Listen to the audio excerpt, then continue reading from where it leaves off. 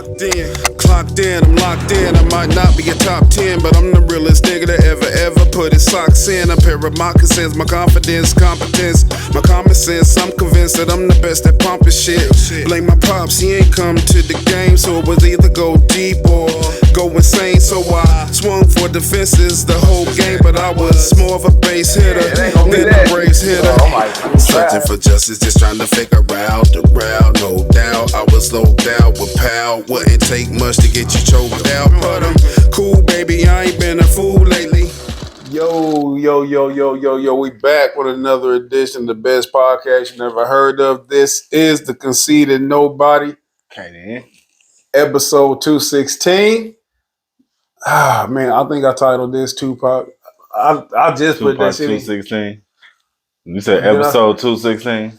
I think I said something like 20 Tupac 26 AD.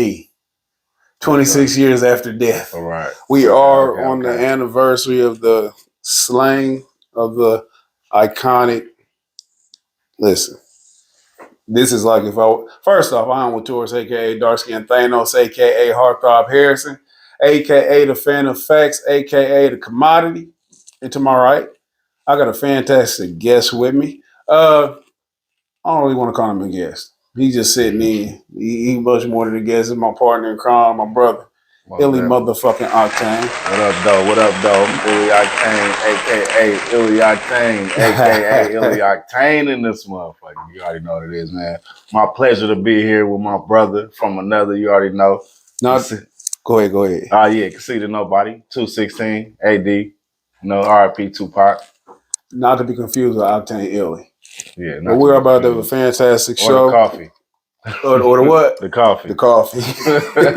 Hey, he ain't here kicking it. Wait a minute, let me get this one time for Jason. Jason not here today. He out there moving furniture. I've been trying to get ILLY to come here and kick it for the last few weeks. I don't want to say he's been busy, but we've been moving and grooving. We are at Rich Harvest Studios, the dopest studio in Indianapolis, man. Definitely. What can I say? Because this is gonna be a Tupac show, and I'm not saying this to be facetious, but Tupac is my favorite rapper that I never met, and I'm actually sitting with the favorite rapper I met. Oh, so it's poetic how that shit just match up, and nobody better than I can have to trade barbs with as far as the legend goes.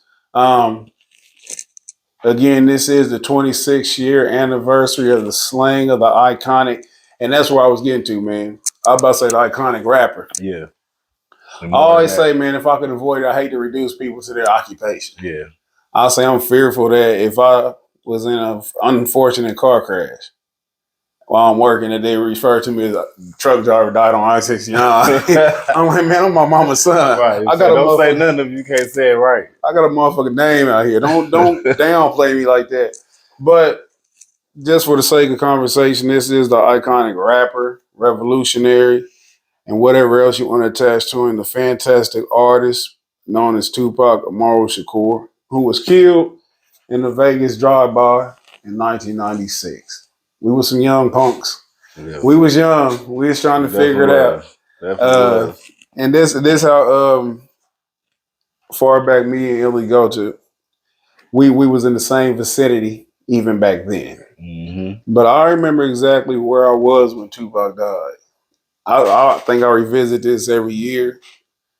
Do you remember where you was? Mm-hmm. Where was you at? I was in Marion. Indiana, at my grandma's house. I was actually walking back from the store. It used to be an arcade and a little candy store right across the street from each other. But I was walking back, and I remember coming in the house, and my grandma was crying. Your grandma? My grandma was crying. And she like, my grandma crying, that's something you don't usually see. So she tell me what happened, she was like, they killed that boy or something like that. It wasn't like they killed Tupac. She was like, they killed that boy. They didn't kill. So I'm looking at the TV like devastated. Like, how can this type of shit happen? This shit ain't supposed to happen. He's like a superhero or something. But yeah, I remember that. I remember that day vividly. I always tell people, man, and as I'm older, I can admit it more freely. It was embarrassing to have this feeling, but Tupac was the only person I had two people in my entire life that I wanted to be like. One was my older brother, Ronnie. Yeah. On the basketball court, it was Magic Johnson. he killed that with HIV in 1991. In life, it was Tupac. Right. It was so much in Tupac and stuff that I had wish I could see him. Fortunately, he was older than us. Like, I don't like see people who are older now idolizing me in their same age or even younger. Right. It's weird. We was young. Right. And plus, I was searching for something to follow. And he was saying all the cool shit. I was over my sister Brenda's house. Mm-hmm. We out there, she in Linwood Apartments. This when it was WTLC Power 105.7 here in Indianapolis. Yeah, I remember it that. wasn't no 96.3, it wasn't no 106.7. No 98.3, no none of that. So I wonder if was it 96.3 yet? Or was it still 105.7? It was 105. People don't understand like how impactful the internet is. It wasn't around like this. Yeah. The most it probably was a Yahoo chat room or some shit at this point. Damn. Man, listen. So we depended this when the news and the fucking radio station was real relevant. We depended on for all our source of news and sure we wait for the next month of source. You know what I'm saying? Yeah. You didn't see your favorite rappers. You didn't see your favorite rappers and entertainers every day. Yeah. You had to wait. And that's when things are better. And I'll talk more about that in a little bit. But we were sitting over here and it was just a news report that said that he was cool, that he was going to make it. Yeah. I was confident going to play basketball at 38th Street, knowing that my homie was going to make it. He's going to be all right. I'm the unofficial outlaw. Because he made it so many times before. Exactly. So even when he did get shot, when was it, the 7th? On September the 7th, I believe, it was like he got shot and to the same point or assertion that Biggie made in a later interview. I'm like, oh, well, he'll be all right. He got shot before. Yeah. So it was the same sentiment. So when they say that he was going to be okay, I was okay. I came back later, they said, at 4:03 because this is what they start talking about all the time. They make significance in times and stuff when they're coming up with different theories or whatever. They said Tupac died. Instantly, I didn't feel like hooping no more. Instantly, my stomach started hurting and shit, and I just didn't understand like what was going on exactly, or the impact it would have on music. Yeah. And what I mean by that is like how the game would change. Of course, in that particular moment, we didn't know exactly what was going on as far as like the trajectory of hip hop. Mm-hmm. In 1996, how would you describe the state of hip hop at that particular point? Man, it was like it started becoming like a big playground full of bullies. You know what I mean? It wasn't necessarily a bad thing. It was like, because you wanted to be in that playground. So yeah, you started seeing all the different people from different coasts, the different sides, the different cliques, the people who done dealt with such and such, and you better not deal with them no more. It was like a playground full of bullies with a lot of money. I think it's at the blueprint for a lot of people after. And what I mean by that, like prior to, and just to get directly into what we're talking about, it was a so-called East Coast, West Coast war. Yeah. That was going on where you had to choose a side. Yeah. I know personally, I wasn't fucking with no Jay-Z. I wasn't fucking with Nas. And y'all was. Yeah. Y'all was fucking with him. Yeah, both of them. Yeah. I wasn't fucking with none of that. I fucked with Biggie though. That's the thing though. And shout out to my brother Sean. He was a big Biggie fan. Mm-hmm. And he got me hip to Ready to Die. And man, listen. Game recognized game. Incredible album. Yeah, it is. I didn't know how Tupac would feel about it. And to be honest, I didn't care. He was in jail. He was in jail. Yeah. I was like a cheating bitch. He'll never know. But it was people who really got caught up in it. Remember, it was Anderson niggas doing this. Mm-hmm. There's West Side till they die. Mm-hmm. You know what I'm saying? The impact was incredible. And no social media. No social media. Real life. That was recreation centers. That was definitely that was a different type of social media. That was real life media. On everything. And I think, and this is what I always talk about when we talk about on Saturday Night Live, on our boxing show. I always talk about how social media make everybody too common, too relatable. it's a false sense of parody that social media gives people. Yeah. Like, you know, people who like plumb dumb, but they are fast at Google. Yeah. And they think that you think like that's all they need. Yeah. All the study I did my whole life. Need. And since you popular with your shit, they think you equal or better than me. And so that's like what I don't like about the entertainment now. Yeah. In this particular time, 1996, for right or for wrong, we believe every single thing a rapper said. We thought they was super tough. You know what I'm saying? Yeah. We thought that they really was going to handle their business. And unfortunately, it came down to it. It was going on. It was going down. And even though we highlight the body count amongst rappers today, I hate when somebody get killed and they refer to as a rapper. Mm-hmm. Like, I would have got killed. I'd tell them, nigga, this would happen if I was a chef. We beefing, nigga. Right. You know what I'm saying? It's on site. It just so happened. That's what I do. I just happen to have a SoundCloud account. Cook shit. Right. Yeah. So, back to the point, it was beef and hip hop before this particular incidents. We had the KRS-One and the Bridge Wars. We had LL and Everybody. Yeah. We had the Real Roxanne and who else? All this shit. It was two Roxannes, wasn't it? Roxanne Shante and Roxanne Shante, real quick segue. I hate her fucking her station on you got XM. Nah, radio. I don't right now. She 50 years old, be on there cussing and shit. Yeah. As an old person say, she be on there cussing and carrying on. You know what I'm saying? Bitch, you 50. And she be on there snapping like she no game, listen, no 50-year-old. She missed her era. This F&F generation. Yeah, she missed it. But it was like the 10%. It was always this and rivals in hip hop. Yeah. Even at this particular time, a lot of people didn't know it was a Raekwon and Biggie beef going on at the time. Or Raekwon or Wu-Tang Ghostface. There was so much going on, but this right here is what the public latched on to because of the characters or the character involved and the sensationalism behind it. Yeah. We know now that the people with record labels and things like that, they see people as commodities. It's tools. I make light in my intro, I say I'm a commodity. What I mean by that, I know that I have value. Mm-hmm. I know I have value to different people, but my awareness of it allows me to control how I let people use me. Right. In this particular instance, I think that the handlers and Tupac, he always get a lot of the credit for the downfall of this particular era of hip hop. But there was a lot of stuff going on behind the scenes, a lot of agitations that wasn't pumped up because it wasn't as viable as Tupac being mad. Tupac had a history of what we would perceive as violence, where he was at the incident in Marin City where a young girl got shot at the party, where he shot the two off-duty cops, where he was involved in the attempt robbery, and then when he was shot up at Quad Studios. Right. So he was a magnet for media attention, and it was a commodity. It was easy to sell papers, magazines, or whatever you want to sell at that particular time. Today, we still watch, and this is what I tell people all the time. Tupac transcends hip-hop in a way that no rapper ever will or can.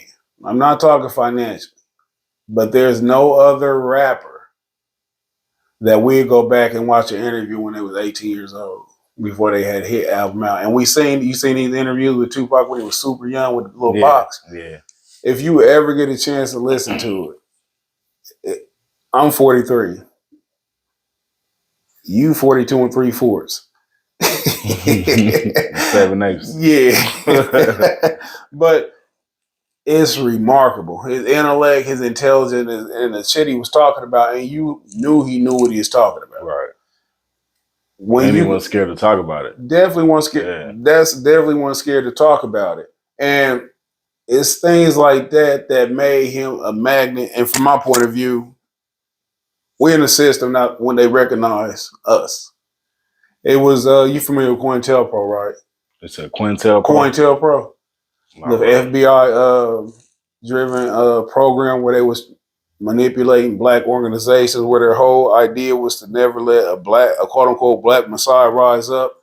Somebody like Martin Luther King or Malcolm X. So this is why they would infiltrate black organizations. Right. Like these are the same people who infiltrated the Panthers and stuff, got Fred Hampton up out of here and different organizations along the way. So what they would do, they would identify a so-called black leader who had influence. And what they would do, they see if they can flip them, whether it was just getting them to sell out monetary weak points they got. Exactly, exactly.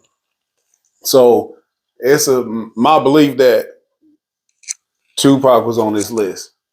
And the reason why I say this is because the position he was in, he garnered attention and respect. And he didn't just garner it from his peers, but people, it resonated. Yeah. People listened to what the fuck he said and they repeated what he said.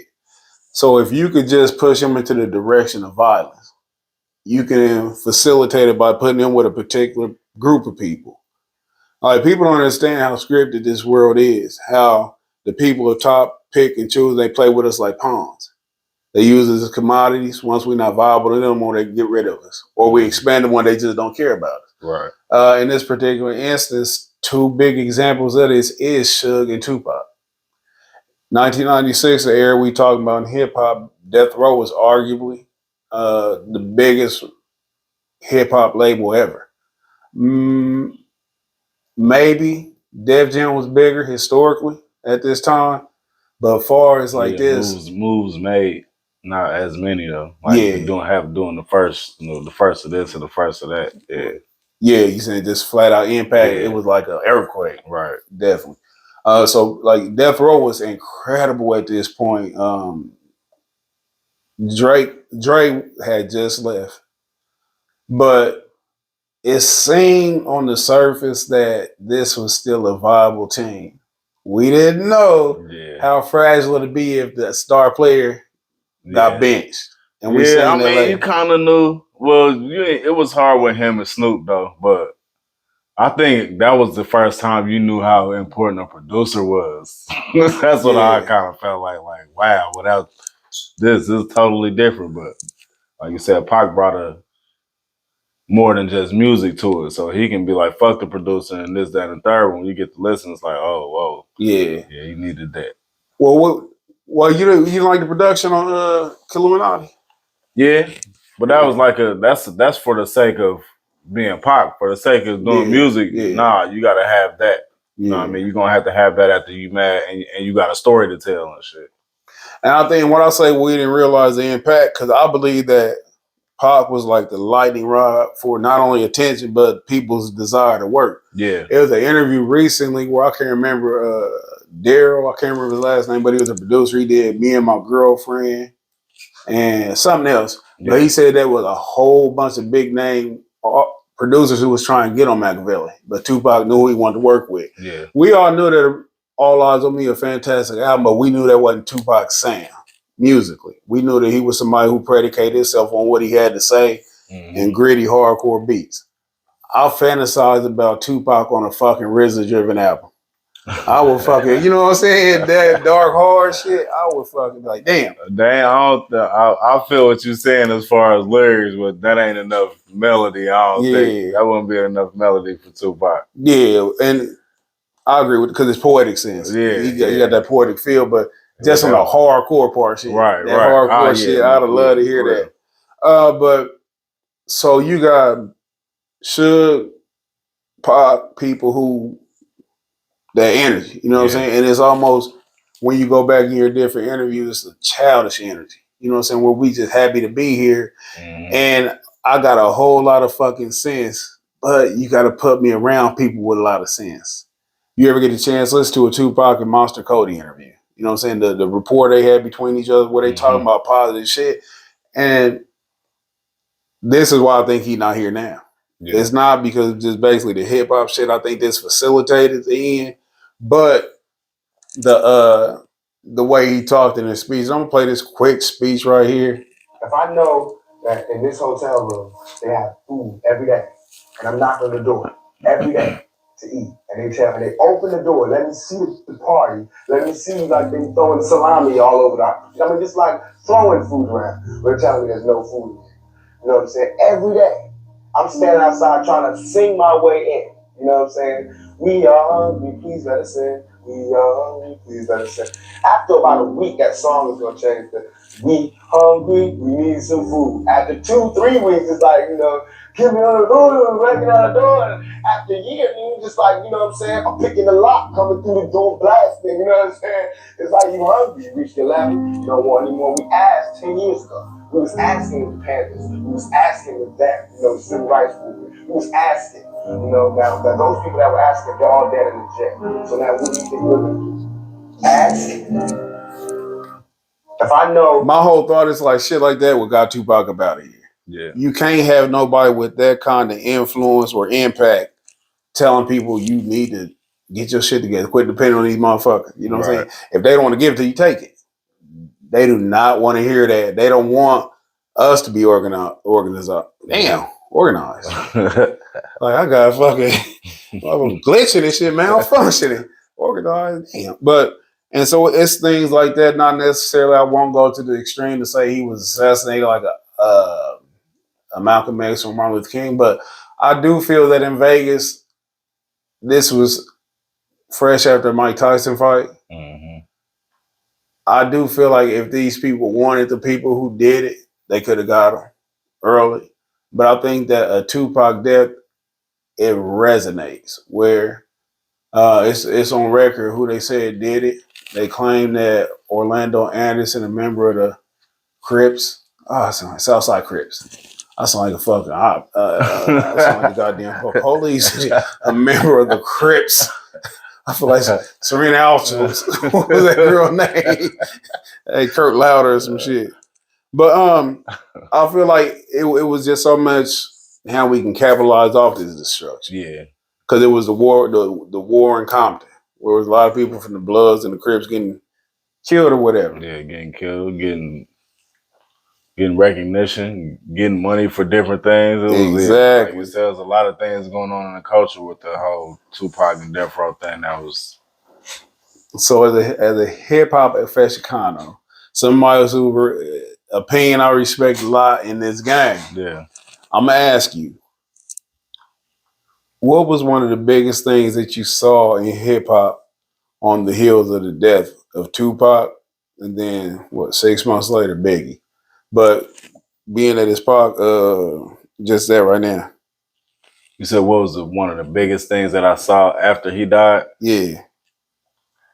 Like far as being a fan of him and everything, probably was the amount of music that he had that was after the fact. Yeah. Like the music, the movies, it was like, that was probably one of the first times I seen somebody really match their charismatic personality and attitude. Like the shit they were saying that he really was on that. He really was trying to portray that with every song, with every movie, it was like, wow, so he owned it. Yeah, he owned it. And he been on it since when we didn't even know that he was having the chance to get on it yet. So it made you go back and listen to his shit like, damn, this what he been on for when we wasn't paying attention, like before Juice, and you know what I mean? And, excuse me. And then I really should have been more clear on that question, because I'm gonna give you one example of what I mean. Yeah. The emergence of the South. I think that this was this was a big one. You know what I'm saying? Yeah. It's like this when they shot up. Yeah, after the death. Yeah. So I'm gonna ask you this.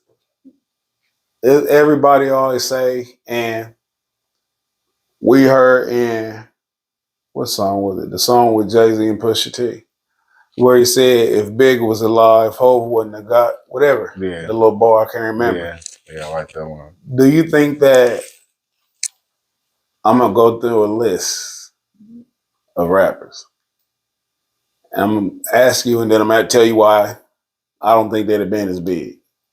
But I want to ask you this: do you think Jay-Z would have been as big if they hadn't died? Yeah. I got like, and we know the talent there, because to me, Jay-Z that's why I think. I mean, for me, listening to it from that era to now, it's like, yeah, because that's why I said it's a playground full of bullies. It's like you only get to slip up one time because it's like motherfuckers on your heels that was riding with you that know, oh, if he do this, it's a rap. I can at least have it for the next summer. Yeah. You know what I mean? That's why I think, like, I can't say that they wouldn't. Maybe would they have the same impact now? Because you had to learn from the depths of Pac and Biggie, the moves that them labels was making before you could even bring a Rockefeller or any type of whatever. Before you could bring Illmatic, you had to kind of see what was going on with them because they was the first ones to do it, the original ones. So. Nah, a lot of people would have had a harder time if Pac was still alive, period. Yeah. Because you would have just had a hard time. You couldn't out-talk him. You couldn't make more music than him. You couldn't be at more places. He would have been the first rapper with a jet. Yeah. You know what I mean? He was so much in demand for what he was saying. Nah, you wouldn't have been able to beat him. You might have been able to be around, but it wasn't gonna be in them next probably 5 to 10 years. And wait. For me with the Jay-Z, it goes to my point of what would have happened had Jordan went to Portland instead of the Bulls. We know that Jordan is a forever talent, but I just wonder how the career would have played out different. Right. He's still Michael Jordan. Right. Jay-Z's still going to be Jay-Z, but it's always that question of what if. So my next one, and I'm going to say why I just definitely know that this one have took off. And it's crazy because he's arguably the most marketable hip hop artist ever, whether it's just talent or just race. Eminem. I was gonna say I knew he was about to say Eminem. Eminem and Tupac. Eminem would not have did shit. Oh, Tupac was. He would have not did shit, and I'm gonna tell you why. It's not talent level. Eminem came in on the heels of Dre. Yeah. Dre's cosign wouldn't have been as big in 96 or 97, 98, 99 if he wasn't answering Tupac's disses. If he is playing that, I'm not gonna say shit, I'm gonna take the high road. Yeah. You can't be out here with a motherfucker smacking your head and I'm using you as a cosign. I don't think Dre's cosign was as big at this point because when you go back, he left a lot of money on the table at Death Row. He was actually in debt if the stories are true. Yeah. Aftermath hadn't started. Dre left with just his talent. Yeah, he did. Dre left with his talent and his equity. His talent was his equity. So you think if Pac if he wouldn't have died, you think Dre would have still had a hard time? No, because or you think think Eminem wouldn't have it would, because this is why Eminem wouldn't have got on. Yeah. Because it'd have been so tough for Dre, because Tupac out here calling you gay. You know what I'm saying? Gay! That is gay! You know, and we impressionable. This one gay wasn't cool like it is today. Right. You can punch your stomach for being you suck a dick. Pow! Right. You can beat up for being gay in the 90s. What is fluid? But look, now he come out with a mini skirt on and change his name to Chrissy. Yeah. But so I think that would affect Eminem. Yeah. And two, when Tupac got killed, hip hop got soft. Like you still had a few people on their hard shit, but now people are actually getting killed. Let's put on Pink. Yeah. You know what I'm saying? I think the fans did. The rappers didn't though. You don't think the rappers got soft? Rappers got harder. The rappers like the music got harder. The popular rappers got soft. Yeah. Like when you want to see people dancing in shiny suits. Right. You know what I'm saying? We doing this, we doing now. Our whole crew wearing pink. Now you don't want to lose nobody. Yeah, and it's marketable. You want to appeal to people who are afraid. You know what I'm saying? So that's another thing. So when I say rap got soft, Eminem not coming in with these silly raps. I shot you. You was like a tree. You fell on me. I said you got the bark. Ooh, like all that stuff would not have floated with a Tupac ran hip hop. No. So Eminem would have had a terrible time because now you got to be your backpacker raucous rapper. He would have had to have a different, a whole different jargon first and foremost. He could have had the pattern, but it wouldn't have been them. It wouldn't have been them lyrics. Definitely, so now, what distinguishes you? Because we've always known there's been a billion Pharoah Monches everywhere. There's people who can rap, which I'm not going to reduce Eminem to just because he got a hell of a flow. Mm-hmm. But your content would have been palatable in a Tupac ran hip hop. Two other people who got super big after Tupac. Ja Rule and DMX. Big fan of DMX. I love DMX. Yeah. But he looked like Tupac.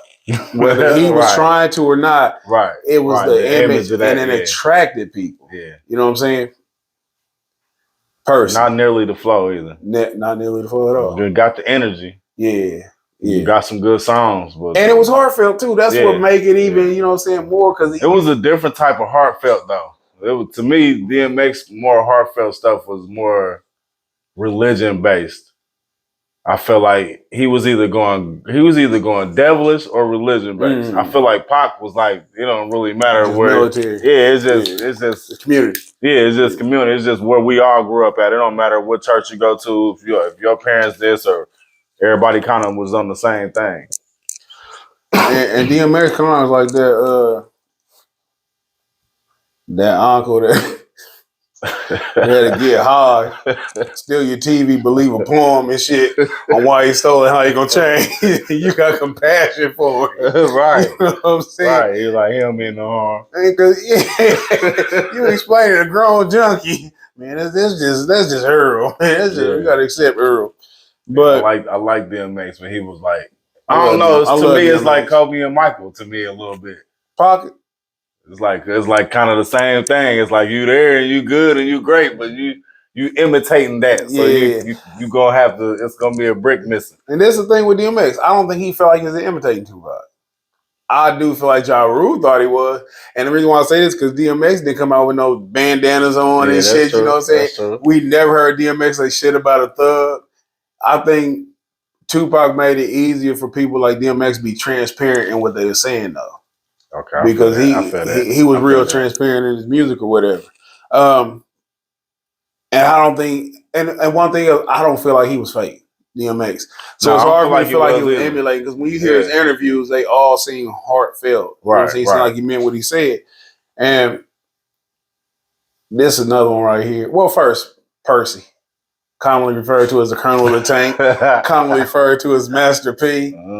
They made a brick off of Tupac's dick. He started over here. He started making R.I.P. Tupac's. And listen, he was saying R.I.P. Tupac more than he was Kevin Miller. You know what I'm saying? You would have been thinking like he was. You would have thought he got out the Beamer right before they stopped at the light. You know what I'm saying? Like he was taking, like he was. They was following him. Yeah, he wouldn't have been as big. We would have never had the misfortune. He was the hustler. It's like, yeah, you're right. When Pac died, it created a lot of shit. Like, P came through like, y'all like that right there? Yeah, I can do it too. Y'all like that right there? But it's really what P was on. They wasn't on Pac shit, but it was like that same level of, we felt that shit the same way anybody else was. Now let us use that to get on what we trying to get on. He had a template. Yeah, out the gate. He did. It was the Cali and everything. To his defense, and a lot of these people's defense, they always had been doing hip hop. Yeah. So definitely say that. Maybe the last one. 50 Cent wouldn't be 50 Cent without Tupac. And again, because it's the tree. Yeah. The Dre. Yeah. The Eminem. Yeah. Not a 50. There definitely wouldn't have been a game. The game is so much, people just don't understand how the game is impacted, and this is all speculative. We don't know how everything would have went. Right. But just speculating, the game would be totally different. Not only the game, the world would be. Mm-hmm. And this is the part like a lot of people don't get, because the energy that he was pushing, the spirit that he had, it was divisive, but it was divisive based on personality. Mm-hmm. You would hope, and it's all conjecture, that he would have matured out of the argument and beef type shit. Because people forget that they was only 25, 24 when they died. Right. We old enough now to be their parents. Right. That's the crazy shit, and that's the blessing, because I don't feel we old. It just goes to show how young they were and how thought-provoking their music was. His music. Big ain't had no thought-provoking music. He was just a hell of an artist. Yeah. So, and that's something else. I don't like how people just combine them together. Yeah. Because other rappers you can't really combine a lot of people together. Like when people do that, that's like you said, it's not a category of it. Everybody got their own angle. You might look at stuff and be like, I want to do that, but my way. So definitely. For the influence that I believe that Tupac would have had, that scared the shit out of me. Would have had. It's just that it would have transcended hip hop so much that I think that that's the kind of black man that scares the system. Yeah. And what I mean is somebody who's not just out here like when you like if you think about rappers today, there's rappers who doing what Biggie was doing. There's no rapper doing what Tupac was doing. Yeah. Unabashedly going against the government, unabashedly going against his foes, saying what he felt, and it seemed heartfelt. It didn't seem like he was on an album run where I gotta say this and shit to push the album to promote. It seemed like he was always on it. I think he always had enough. I think the thing with him is he always had enough different topics. Like he was heartfelt about them type topics, but then he would have a whole nother topic that he'd be heartfelt about that you'd be like, okay, this is just passion from him. You know, I might feel this song, but may not feel these, but he made me feel this so much. I gotta listen to this one over here too. It's like I think he was one of the first people that brought that. Like, like you said, you can be who you want. You can be good at that and good at this, but I'm putting everything I got into what I'm trying to present. And I think a lot of the people in the rap back then didn't have that.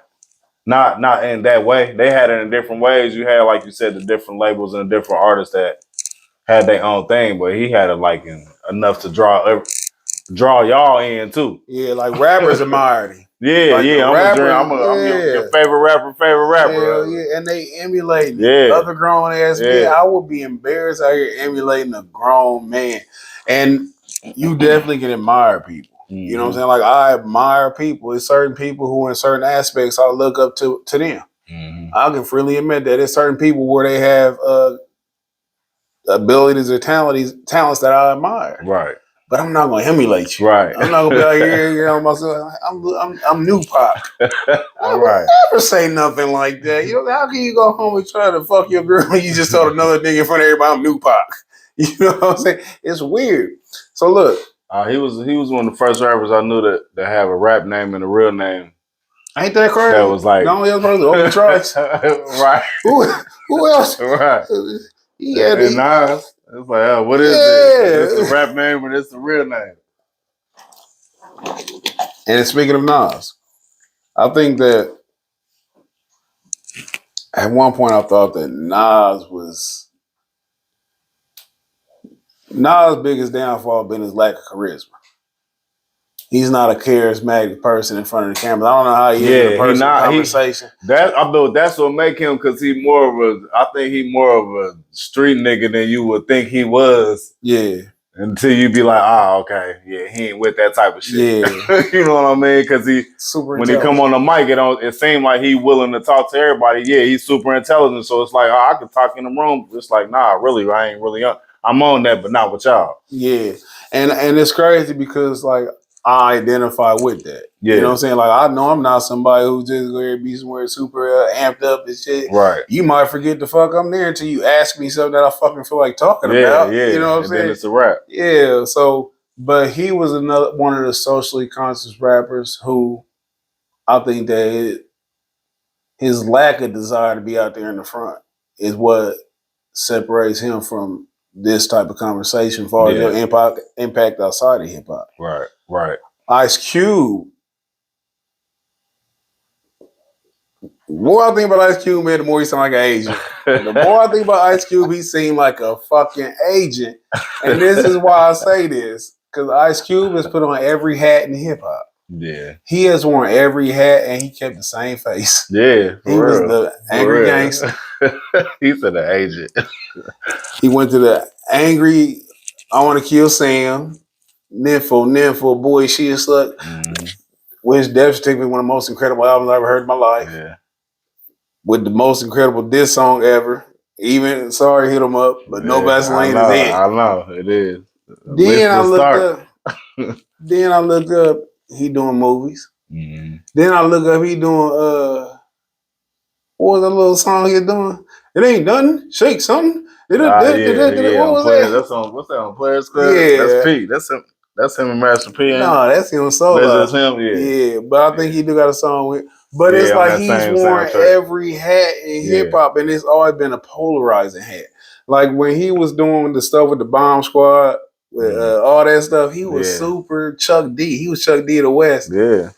But he said, this ain't gonna make me no money. Right. He said, are we there yet? right. For real though. Ice Cube might be an agent. And I hate to say that because at one particular time, I think Ice Cube probably had about a 3-album run where he was the best rapper in the world. Yeah. But these are the people who had chances to impact, or we thought they had a chance to impact, or I personally thought they had a chance to impact hip hop outside of hip hop socially. Tupac is the only person who I believe really had that in his heart, and it was a seed that was planted by his mother and the other people, the other elders he had around him from the Black Panther Party. Yeah. The Mutulu Shakurs, Geronimo Platts, and all the people that he was taught about. Yeah. And so I think that what had him in that lane was that, play this real quick, World is such a, gimme. Everybody back off. You know, everybody's like, you taught that from school, everywhere. Big business. You want to be successful? You want to be like Trump? Gimme. Push. Step. Crush. That's how it all is. And there's no way that these people should own planes and that people don't have houses, apartments, shacks, drawers, pants. I know you're rich. I know you got $40 billion, but can you just keep it to one house? You only need one house. And if you only got 2 kids, can you just keep it to 2 rooms? I mean, why have 52 rooms and you know there's somebody with no room? It just don't make sense to me. There's no rapper in the game right now who has that ideology. And that's fair. Everybody think how they want to think. We're all entitled to it. But this type of thoughts right here is what ruffles the system, being that we're in a capitalist system. You know what I'm saying? Galvanizes with money and material things. Mm-hmm. The same shit he lambasting is the thing that even like he talking about it then, and this wasn't even hip hop wasn't even a super flossy culture. Like it's hard to think about somebody who was bragging about money back then on a large scale. Yeah. So when you get rid of this type of person right here out the game, it opens the lane up for people who not socially conscious until it's profitable to them. The fourth Thursday in November, when they pass out turkeys in their hoods. You know what I'm saying? It's always a look at me move and shit. Right. So let me get something off of. Yeah, and it's not genuine. I don't see people who out here, and it's, for one, I'm of the thought that you should help your community. Mm-hmm. But you should do it from your heart. You shouldn't do it because of camera on. You shouldn't do it because I say do it. You should do it because that's the type of person you are. So when you see that a person's whole thing is, like a person will feel accomplished in life off of getting a Hellcat. I didn't know what a Hellcat was until I had to look it up because I kept seeing it on TikTok. I didn't know what a Hellcat was. He said, I made it. I'm good. Look, hey, y'all, you niggas wish y'all had this incredible car payment. You niggas wish y'all had to spend this much of the car payment. So I did not think you was about to say that. Like for that's real, for real. That's the like what's making it like? Is it first off as a dog? It's to the person, man. It's never a scale. It's never because I was just at the gas station yesterday. I was just at the gas station. I ain't even in my car. I'm in some little moving around shit. I'm looking at a motherfucker. They jump out the car. They born good. I'm looking at the car, looking at the plates. Just looking at them like. I'm like, they look like they having fun. To them, whether they made it or not, they feel like this is what it is right now. Yeah. It don't matter what else is going on. I was like, that's a state of mind. Yeah. I'm like, that's a state of mind. That ain't even that's not a material thing. That's not a place you can be at. I guess probably when you get to a certain place in your life, you're like, oh, okay, this and that. But hey, it's what you make of it, I guess. What they say about bliss. Hey. Ignorance is bliss. It is. And people don't understand it's not like saying somebody stupid, but your lack of awareness. Like we be sitting around here and shit, we have a little bit of whatever. And there be so much real shit going on in the world. It's so much going on. And sometimes as a person on the outside, like that person you saw, man, they probably like they is enjoying life. they probably went home and killed themselves. You know what I'm saying? And it sounds funny, but that's just a level of sadness that some people have inside. And it's because most of the things we would define as success, we define it by other people's standards. One of my greatest regrets in life is that I never won back-to-back NBA championships. That's the greatest regret. Now, how the fuck do that sound? You know what I'm saying? Like that ain't joyous to me. You know what I'm saying? That ain't my life. So that's like me waking up saying that. Man, I'm like, damn, what if I could have kicked the game-winning field goal in the Super Bowl? And I'm stressed out about that shit. You know what I'm saying? Nigga, that's not, you're not a rapper. Stop trying to emulate rappers or people who perceive themselves as living this particular lifestyle when a lot of people that they admire broke or unhappy. You know what I'm saying? And the major reason that these people are unhappy is because they're not being themselves. I don't know if you ever experienced it, but I know I have. Where I thought that doing something or having something was gonna make me happy. Material shit, right? Mm-hmm. Everybody clamoring, oh, I got this. And I look at myself, I ain't got nothing. And I was okay with not having nothing until something was more important than my nothing. Not because I needed that something or in my heart it was better than my nothing, but everybody wanted that something and everybody stood around the person who had something. Yeah. So I said, I gotta get something. This nothing ain't getting me nowhere. Yeah. I'm a nothing. I like nothing. So soon as I got it, I didn't feel the same. Like I didn't feel that same joy that person had. Yeah. And I said, that's because they really wanted it. And I only wanted it because they wanted it. Right, yeah, that's the difference. And I think that this is why we hear in hip hop today, which is another reason or another fallout in 26 AD, is because it's the sad rapper generation. Yeah. That depressed shit. Yeah, it is. And they don't understand there's a difference between being transparent, you know what I'm saying, and being fucking miserable. Yeah. It's a whole fucking different. This is some of the most sad shit, and it all go hand in hand, and it shows how music control people.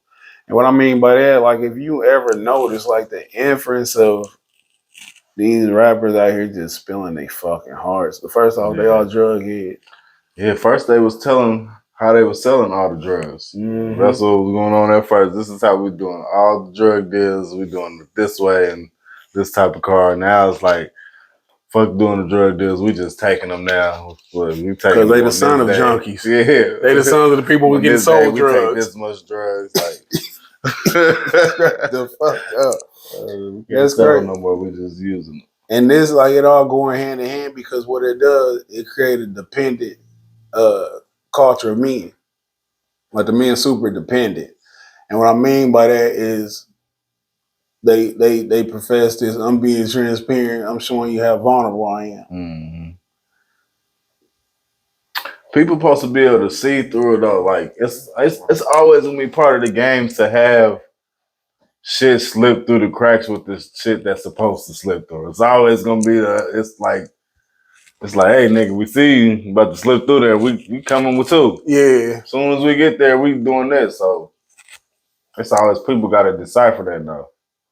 I think it's over. When they be there, when Pac coming through being 25, 24 years old and he's speaking the truth about what he know, he ain't deciphering who listening to him or who using what he's saying. You know what I mean? Right. He only giving his point of view.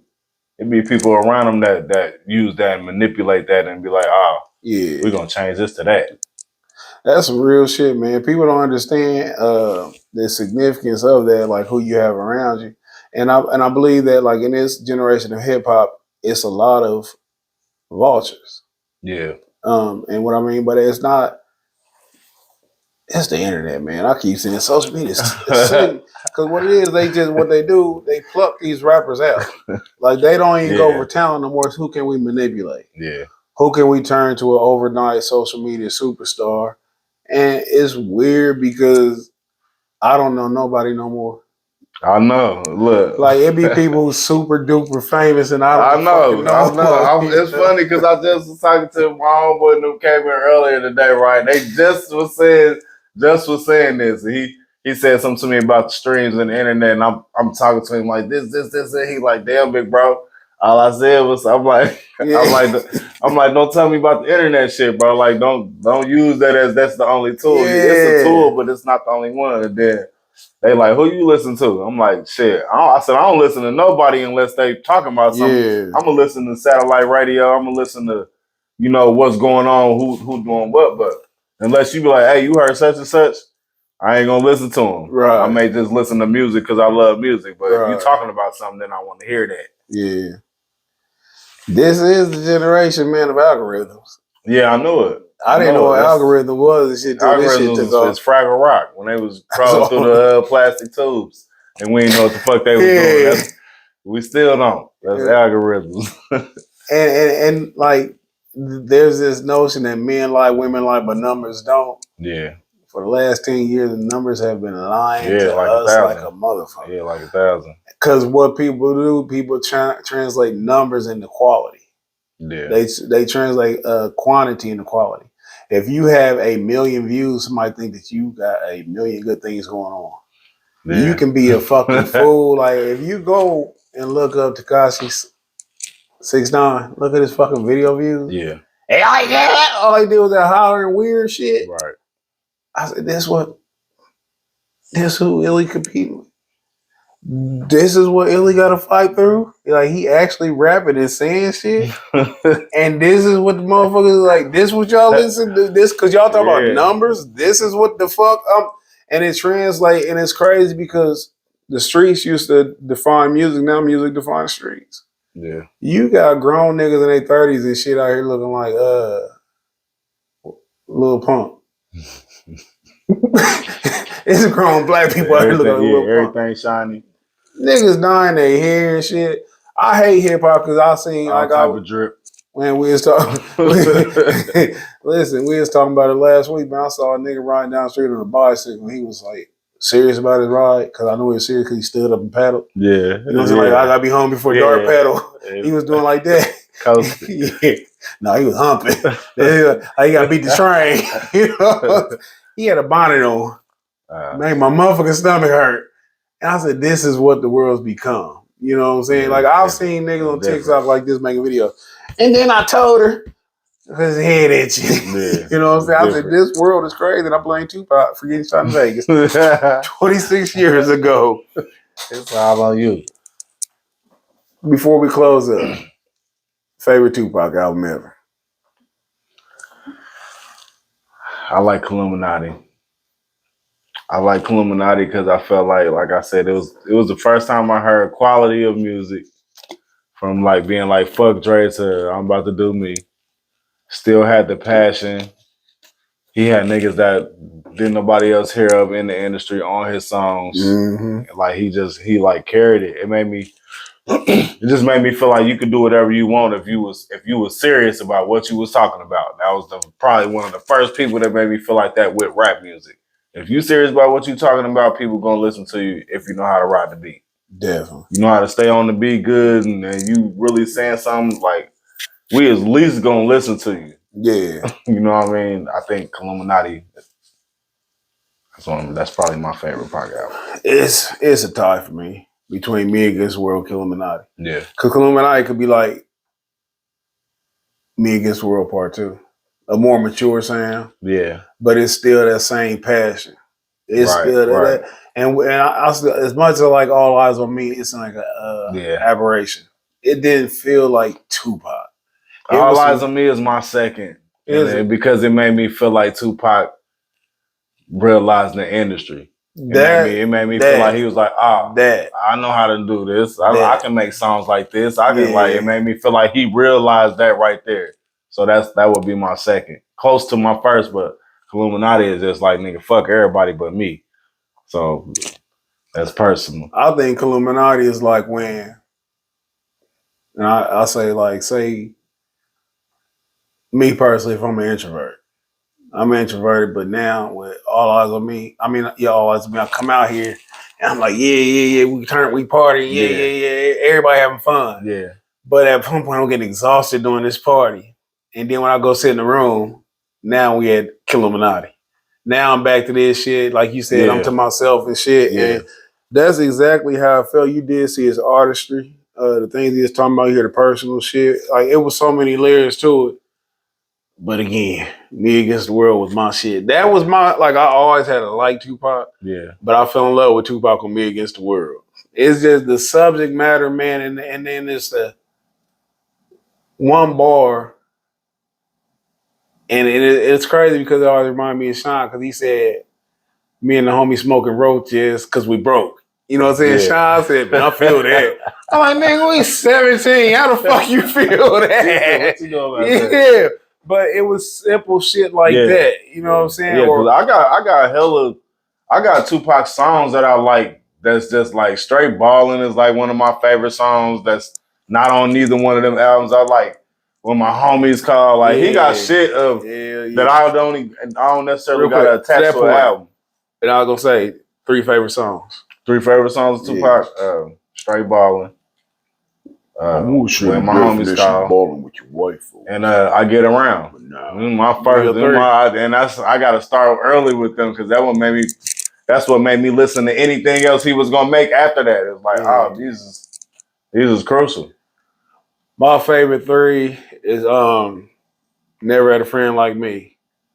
To this day, that's my favorite hook in hip hop. Yeah. Come After Us, Best Be Complete. Yeah. Enemies, your enemies. That shit. My second favorite hook in hip hop is Niggas Bleed. Yeah. That might that Never Had a Friend Like Me. That's my favorite Tupac hook. Yeah. But that Niggas Bleed might be my favorite hook in history. That's my favorite hook. I felt that in my soul when I heard that the first time. That was personal. That was it. We was coming out fresh off TCP. These up the hill. Up the hill. Future nothings. Getting fucked up. Hell yeah. I ain't scared of y'all. But you know what I'm saying? I felt that in my soul. You got me from Anderson to get this part. Exactly.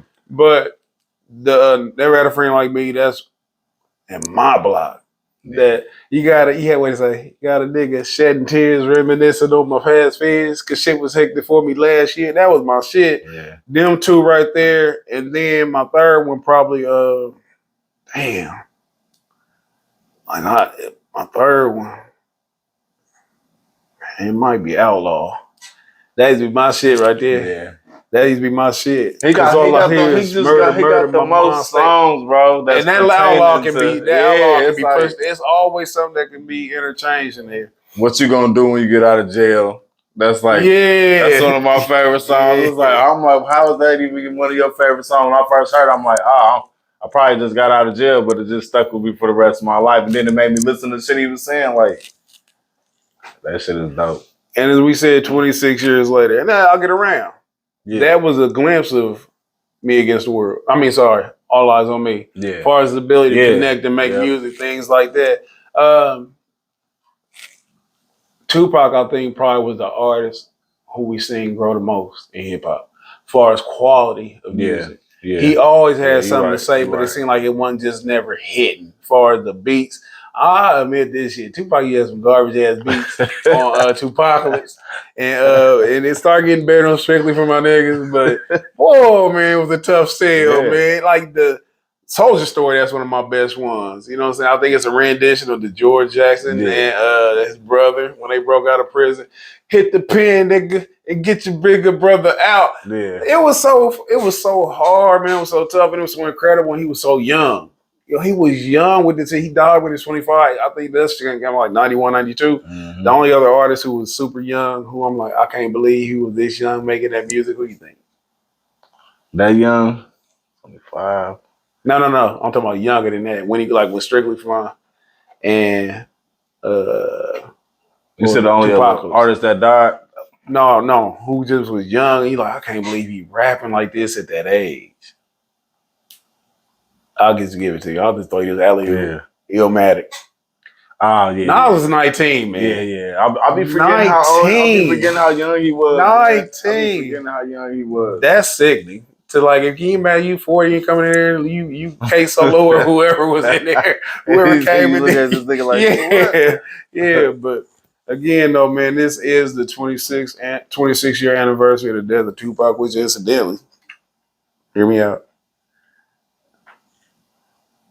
my death will be more greater than my birth. Because I'm born into this pitiful place, but I transcended to somewhere better. We don't identify with that because we used to seeing each other. Right. You know what I'm saying? So that's a whole nother topic, but this is a remarkable day, a remarkable time in hip hop, because I believe it's the day that hip hop had a seismic shift. Like the shift was so incredible. And this was like the beginning of it, the genesis of the change. And then what happened a few months later with Biggie was like the seal. Like this was the envelope. Now we're gonna seal it with this death. And hip hop changed. Shout out to in my opinion, this is my favorite rapper ever, Tupac, the best rapper ever and stuff. Shout out to him. That's definitely a subjective point. Anybody can argue their point or whatever, and I'll definitely listen to a Jay-Z argument. I would listen to it, and I wouldn't go against you strongly. Yeah. Anything you want to say, Colin? What you got going on, man? It would have to be bullet points to them arguments. Yeah. Of who's who, but yeah. The longevity is what gives Jay-Z. Yeah. Not just the longevity, but the fucking quality. Like I'm not going. No, it's the being in class and taking the shit out of class and applying it. Yeah. That's the shit that Jay-Z is the best out of doing. You know what I mean? Yeah. From his lyrics to his business sense. It's like, I seen that. He's so fucking observant. Yeah, for real. He know how to put it in the play. He definitely do. When it comes to just what people got, you can't be the best version of Tupac. Nobody ever be that. You can do some shit he ain't did, but it's not. You wasn't doing it in his time frame, so we can't compare that shit. And every great rapper has said a Tupac bar. Yeah, most definitely. Most definitely. What's going on with ILLY though, man? Man, same thing, man. Staying grinding. A whole lot of rich shit. T-Millie album out right now, Me Time. I'm finna drop 2 EPs in the next 30 days. 2 of them? 2 of them, man. I got 2 of them. 2 mixed with one with T-Millie and one with Drew. And they slapping. Shout out to T-Millie and Drew. Most definitely. What was I gonna say? Anyway. Best podcast you never heard of. The best rapper you never heard of. And I mean that on a large scale. ILLY Octane. ILLY motherfucking Octane. ILLY motherfucking Octane, aka ILLY Octane. Shout out to my buddy Jason, man. My brother Jason, he out there moving. We'll be on hiatus next week. I'll be down in Mexico and shit, punching 5-foot Mexicans in the face and telling them hurry up and go get my tea. But it was them tacos was talking about in real Mexico shit. Where this ain't all the trucks is up here. Be down there looking for the dog. Right. Where the little dog that was on that goddamn commercial. But again, we'll catch y'all in 2 weeks on the best podcast you never heard of, the Conceited Knowbody. Okay then.